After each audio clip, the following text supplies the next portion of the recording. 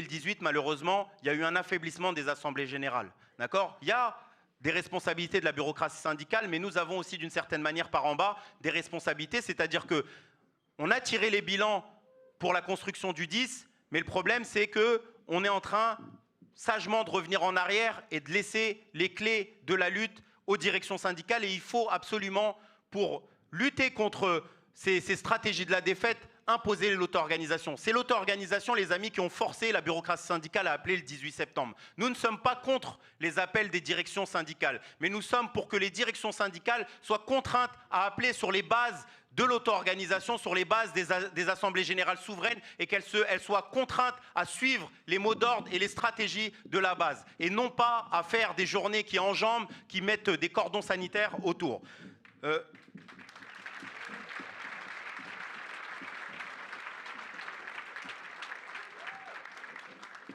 Je disais donc, il faut relancer les assemblées générales, faire que ces assemblées générales, elles ne font pas que discuter de quelle action coup de poing on fait, même si on aime aussi à Révolution Permanente les actions coup de poing, les choses spectaculaires, etc.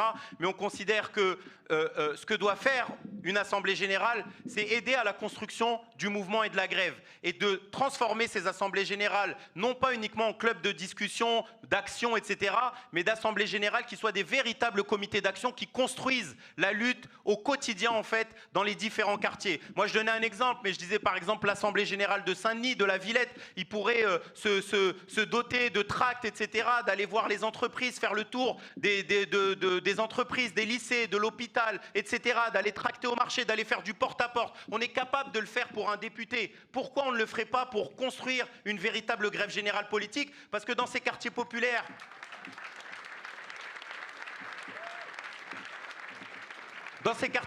les amis, il n'y a pas que des électeurs. Il y en a aussi beaucoup, malheureusement, qui ne peuvent pas voter.